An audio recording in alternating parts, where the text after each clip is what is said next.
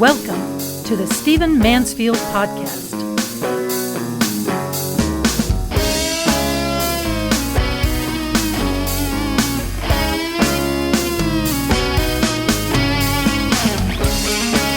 Well, welcome to the Stephen Mansfield Podcast. It's great to have you with me as always. This podcast is going to be a little bit differently paced than my usual podcast, and it's because I want to talk to you about something very personal.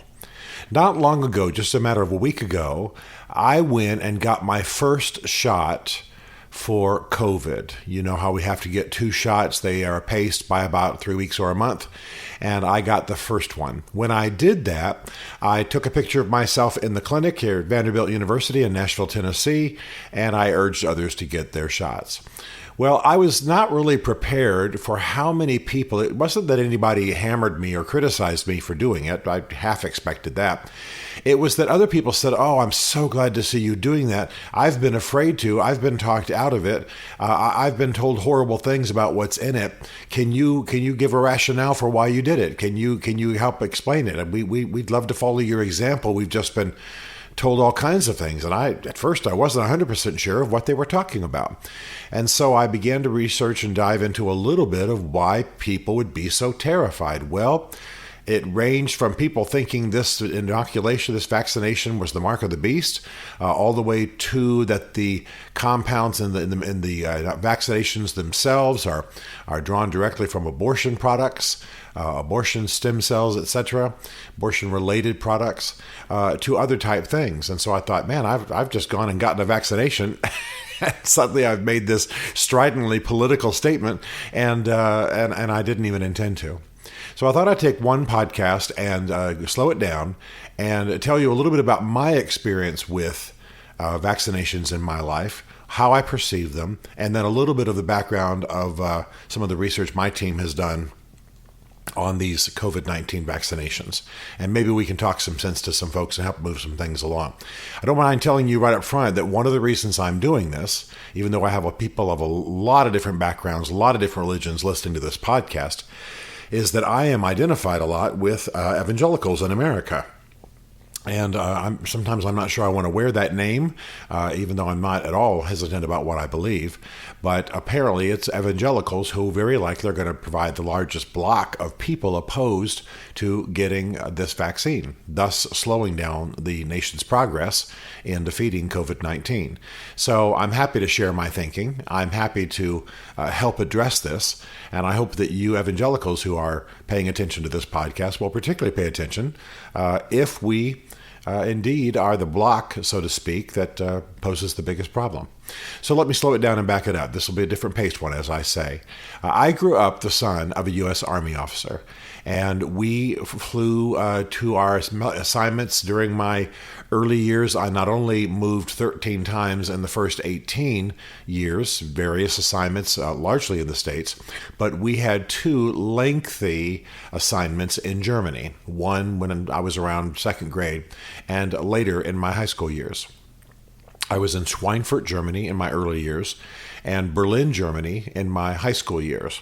And, the cultural impact of that, living behind the Iron Curtain and all that, I've alluded to many times and will continue to, because it really gave me a strong fix on the power, the value, the glory of the Western world and the devastations of communism and so on. But that's for another podcast. To do all of these moves almost, certainly the ones overseas, and by the way, bear in mind, I was living in Germany as early as the 1960, and this was only 15 years after the war. You still had concerns about water. You still had to have many, many shots. You still had to be careful about health concerns because of the destruction of Germany. It was still a factor 15 years later. So my family moved to Germany in the early 60s, and then again we moved to Germany in the 70s, and that's when I was there during high school years. Well, what was normal for me, first of all, because I was in DoD schools, Department of Defense schools for the most part, what was normal for me was to go to school and to have them say, well, we're now going down the hall, and in the cafeteria we're all going to line up and you're going to take the such and such, you're going to get the such and such shot or such and such vaccine. And, they often used an air gun. I'm sure you've seen this before, maybe on television if you've not had it yourself, when they're doing group vaccinations. And you would just step up and the gun would shoot, and it would shoot into your arm. I'm sure my parents had to give permission for all this, but I just don't remember that process. It wasn't like each shot you had to have permission for. It was almost like, hey, if you're going to be on assignment in Germany, then obviously everybody's got to be inoculated. We don't even have to talk about this. So there was never the hassle and stir and even the preoccupation with forms, as far as I remember, that we deal with now. And so getting inoculations, I remember them being called inoculations, getting vaccinations, very normal. I must have had in my early life, I don't know, a dozen or more in school as part of the school day, and completely understood by my parents. When my family and I moved to a remote part of the world, let's say we were, at one point we were living in California. We were then going to drive across country saying goodbye to relatives and then go to Berlin, Germany. I remember, I remember that I had to have, maybe half a dozen shots.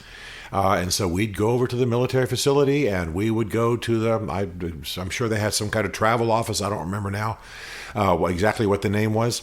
And we would get the shots that we needed. And by the way, we'd have to do it progressively. You couldn't have certain shots right together. So we might get a bunch in California and then drive across country seeing our relatives we weren't going to see for some years, and we'd go to a military base and get the other shots that we couldn't get a month ago. This was all normal. Then, as we would travel, as we would get on the airplanes, as we would come into the countries, as we would pass passport control, you had to produce your shot record because there were shots that were required. Now, a lot of folks today don't have to do that. You don't have to, at least until recently, you didn't have to show a shot record in order to enter Germany or enter England. It was not part of the entire thing. We sure did. I remember very clearly that not so much just traveling around Germany, but to initially get into the EU, to initially get into Germany, you had to produce shot records. And the German government would require certain things of the American dependents living in Germany, and the Army would make sure that we got those shots. So all of what people are discussing today about having to have a shot passport, as they call it, to have that in order to travel, to have it in order to travel internationally, was part of my upbringing. In fact, right before COVID hit, I had gotten a series of shots because I was going to do a speaking tour in Latin America. I've told you about this in this podcast and the Great Man podcast, and it got canceled almost literally the day before I was supposed to get on the plane. And a lot of the issue had to do with vaccinations and quarantines, and even though I had the right shots, it was very possible that I was going to be quarantined for 2 weeks. In Peru, which I would have enjoyed, I suppose, but that certainly would have blown the entire tour. So not only was this system, this way of thinking, part of my upbringing, it's going to return now, and it was also very much part of what was going on for me just a few days before a major trip canceled, just at the start of COVID. What's my point? My point is, this is nothing new. This is not some new surge towards statism. Even though I'm not with Mr. Biden in terms of a lot of his statism, a lot of his leftward lean, should he ask for vaccine passports, should he ask for health records, should we see a return of that for flying, etc., perfectly normal. It's been a part of our history already, and it's not necessarily a product of the controlling state. Now, so I've gotten the first of my 2 shots. I've gotten the Pfizer shot, I don't mind saying. And I've had a lot of conversations because I posted a picture of me, as I say, on social media. And one of the questions that has come up, especially amongst my more conservative and religious friends, is what about the abortion-related stem cells that might have been used in the creation of these vaccines? In other words, are you willing to have abortion-related stem cells injected into your body? Well, anyone who's been listening to this podcast for any period of time knows that I am radically pro-life. I certainly understand the few exceptions, but I am radically pro-life. So no, I'm not happy about abortion having been used at all. I'm still ticked off at the videos that we all saw when an organization kind of went underground and recorded conversations by Planned Parenthood executives about the sale and the use of the parts of aborted babies. And they were horrific.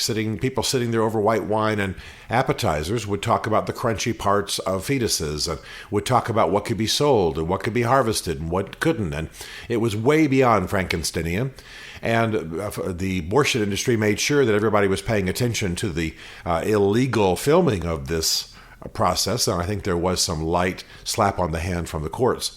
But the fact is, it exposed a truth that people like me have been claiming for years, and that is that the abortion industry is in part about the selling of fetal parts. And it's something that we need to know. Okay, back to the subject. That's where the focus became. That's where the information was. And so as a result, people are asking the same question about these vaccines. So I want to make very clear as I forage into this for just a few moments that I am not an MD. I have no medical degrees. I'm not claiming to have any medical expertise. The most that I have is that I live in Nashville, Tennessee, which is a hospital center with the gigantic Vanderbilt Medical Center in it.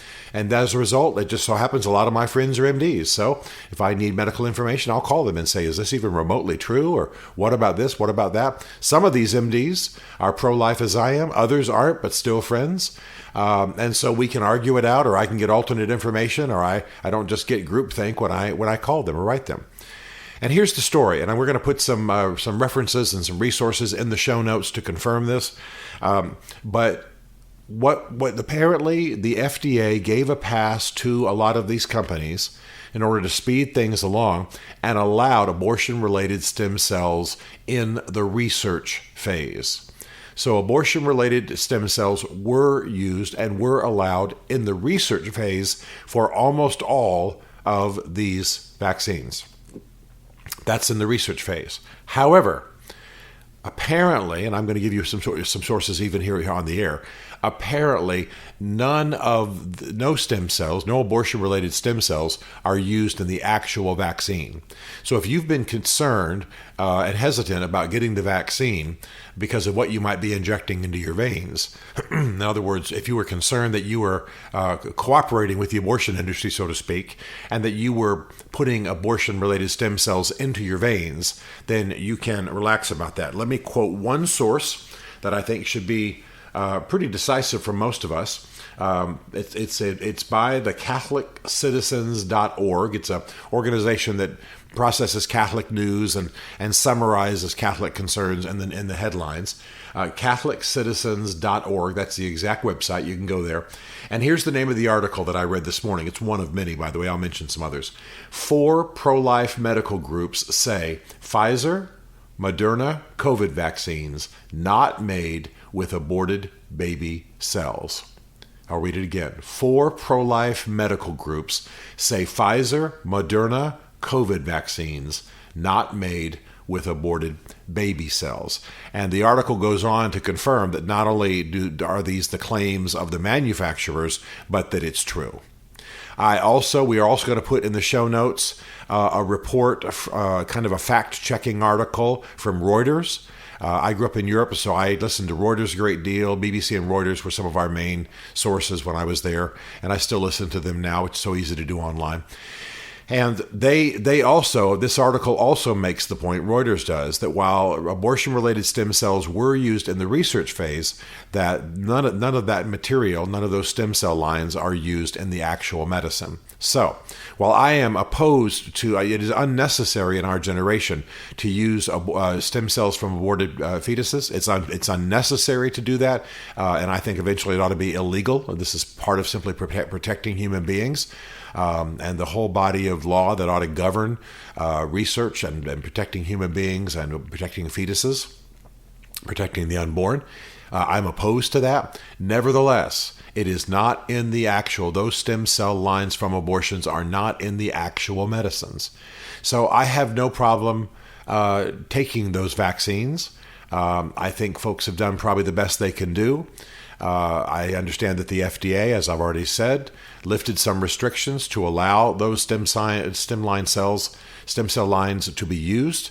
but they were not used in the manufacture. Now, in the future, I'd like to see that completely go away. We now know it's unnecessary. For example, I'm told anyway, again, let me again state one more time that I am no expert, don't know anything firsthand, but I'm told here in Nashville that there's no need to use a stem cell line from an aborted fetus, that it can be done from the placenta. It can be done from other byproducts of a birth that provide the same scientifically helpful material. And if that's the case, then we don't have to be reinforcing the abortion industry and taking our stem cell lines from them. And I've just now stepped up right at the edge of my own ignorance. I don't know enough science to speak meaningfully beyond that. However, the consensus is of organizations like Reuters, of Catholic citizens, of other sorts of research. I strongly urge you to pay attention to the interviews that Ed Stetzer is doing. You may know that Ed Stetzer is sort of an evangelical leader, and I pay attention to his material. We will provide that with the show notes. But he's done a number of interviews that helps to verify what I'm saying, which is that stem cell lines, abortion-related stem cell lines, were used in the research phase because of a pass given by the FDA temporarily to move things along, but they are not used in the actual medicine, for lack of a better term, in what's actually in the vaccine dosage, in what you get in a jab. Okay, so I go back to my original point. I pretty much lay aside the whole issue of having to have passports, vaccine passports. People are all up in arms about that. I have to say, I think that's pretty much because we're a spoiled generation. If you are, let's say, 50 years old, you have lived in an America where we really haven't had pandemics. We've had outbreaks of little things. They didn't affect everybody as a whole. And so you never had to think about going around with your shot record. You never had to think about not being able to get on that plane if you didn't have certain shots. It really wasn't much of an issue. I mean, if you flew to some far reach of the world, Bhutan or something, you'd want to pay attention. But even then, a lot of the vaccines were voluntary. Very few places in the world until recently that you had to have certain vaccines just to get into the country. Very few. There's just a lot that were recommended. And so this has not been much of our thinking, but it's going to return, and I think that it's actually helpful. So let me return then. I was willing to get a vaccine in order to be able to travel, something I was very used to doing. I did not see getting a vaccine as the mark of the beast. I did not see getting a vaccine as the state controlling me. I did not see it as some kind of, marching goose step 1984 novel sort of experience. Instead, I believed that the medical community here in Nashville, Tennessee, and in the nation was trying to get the country and me past this COVID-19 pandemic. We needed to get to a certain point. I'm delighted to hear that more than half of the United States has now had at least its first shot. I'll have my second shot in a week and 2 days, and then I will be done, and I will have hopefully done my job, what I can do to help to get us past this horrible, horrible COVID-19 pandemic. Now, the sad thing is that some of my evangelical friends will be resisting. They will be resisting because they don't believe the research about stem cell lines, abortion-related stem cell lines, and they will be not do it just sheerly out of a kind of a libertarian, I'm not going to let the government tell me what to do. And let me address that last point while I'm giving my rationale for why I've gone ahead and had the vaccine, and why I urge you to as well. I certainly lean as libertarian as I can be up to the point that Scripture governs my views. My conscience is compelled by Scripture. Every Christian should be in that situation. If you are a Christian, then you aren't just a follower of Jesus as you define it, you are a follower of Jesus as Scripture defines it. And Scripture tells us certainly to be wary of governments, certainly to hope that the government will rest upon his shoulders one day, certainly to recognize that governments can be evil. I mean, after all, the early Christian church was born in a situation of an evil Roman government, putting to death Christians, being idolatrous, being polygamous, being polytheistic, and forcing a lot of values on the early Christians that were contrary to the will of God. That's why Christians were persecuted. That's why they were put to death. So there's no question that we're meant to think in terms of evil governments.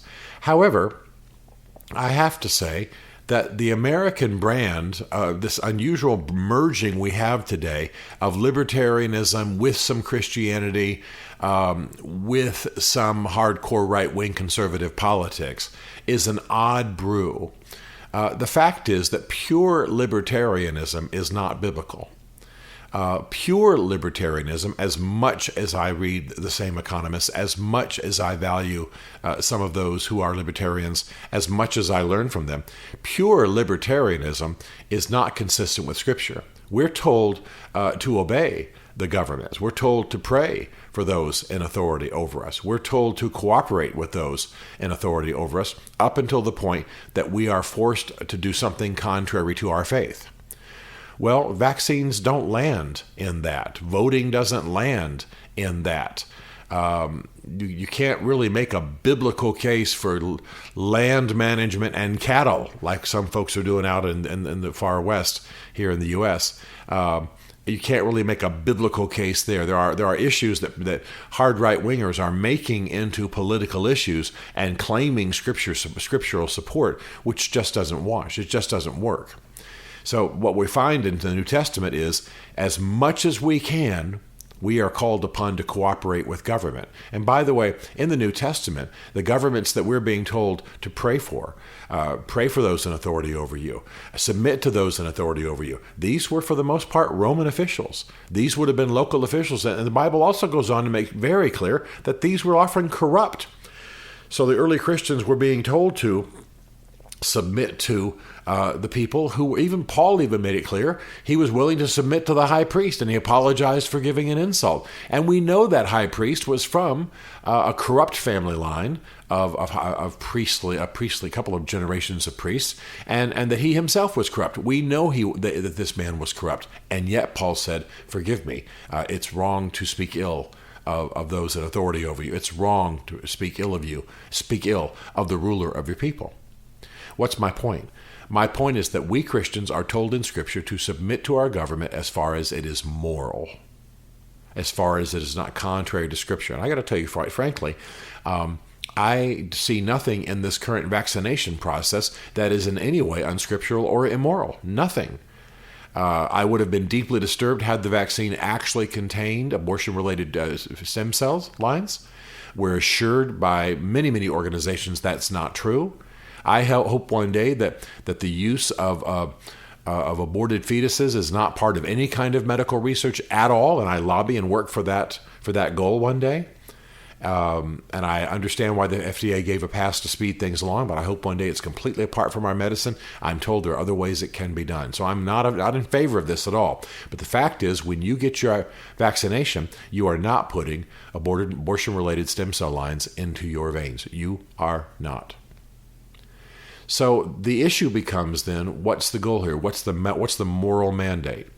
We have a pandemic. It has caused the death of hundreds of thousands of people. Before we are done, we will probably see more people die from COVID. This is, of course, I know some of you are suspicious of the stats, but this is, of course, if the stats are accurate. Let's just leave it there for right now.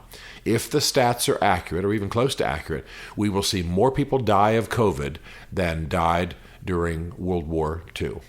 I'm sorry, the American Civil War, which was over 700,000. So we will see more people die of COVID than of any other American military action. The only war that we would have seen more die would have been the war on abortion, quite frankly, which is astronomically high. But we're probably going to see more people die of COVID before it's all over with than died during the American Civil War, over 700,000. Pretty stunning. So we've got a pandemic happening. We're getting on top of it. Half the American people have received their first vaccination. I don't see any moral mandate for not doing it. I don't see any biblical case for not getting it. I don't see any rationale for not having it done. You're not participating in evil. You're not signing off with the mark of the beast. You are not cooperating with abortion. And by the way, again, this is where I'm not really medically qualified to comment. My anecdotal research, my asking around, my making calls, my talking to doctors indicates it's unbelievably safe. Some people have some feverish days. They feel weak and they have some feverish days, but that's probably because their body is fighting a little bit of the COVID in their bodies. But I've had the first one. It wasn't a blip on the screen. Bev's had both, not a blip on the screen. Again, that's anecdotal. I've talked to probably 1,000 people, and only a few have had a few feverish days, but they're fine on the other side. Now, what's going to happen in 20 years? What's going to happen in 30 years? We never know with vaccinations until we live those years out. But I'm also told that there's nothing in the vaccination cocktail that is really that new. That we've used these compounds, we've used these chemicals before, just in other combinations and other percentages. Okay, that's as far as I'm going to go with the medicine. What I'm saying to you is, when I came to this season of our lives, this pandemic season of our lives, it felt very consistent with my growing up years. I couldn't travel without having had carrying a shot record. When I became a teenager, my mother entrusted me to take care of it on my own. I'd take care of my own passport, take care of my own shot record. Still carry one to today, obviously, because I travel in some exotic places, and it was just part of the game. It was part of what you did. I'd go to school, we'd get an inoculation. I knew my parents were fine with it. Because that's what it was required to live in the Germany of 1961 or even later, the Germany of 1972. So I don't want to speak ill to those who have some hesitation. I don't want to talk to you like you are an idiot. I don't want to talk to you as though your fears are childlike. I'm glad you live an examined life. I'm glad you think through what you do. I'm glad that you don't just goose step into big actions with everybody else in the world. I'm glad you ask questions. But I'm here to tell you that to the best of my knowledge, it is healthy to get one. It is not supporting of abortion or putting abortion-related stem lines into your body. There is no biblical case against it. It is, in fact, what a Christian patriot would do to help us move past this at a societal level.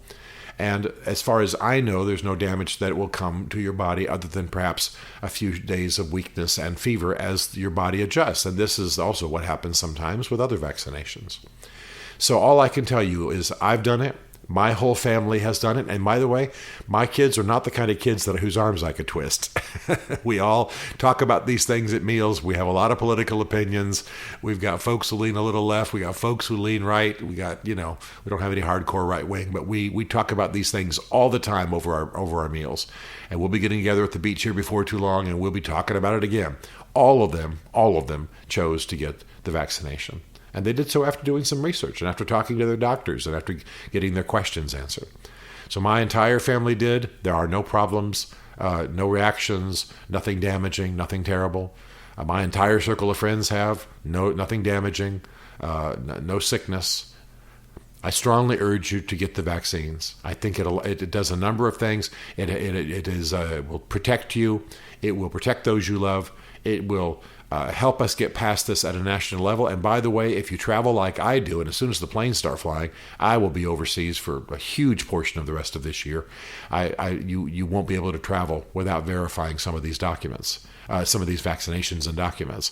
And I think that's a real argument for it, for those of us who do a lot of travel and need to get back to the international relief work that we have done for years. Okay, this is my best case. This is me sharing my story, not trying to twist any arms, don't have a political agenda. Want to see you healthy, want to see you happy, want to see your conscience at peace, and want to see you making a difference in our age.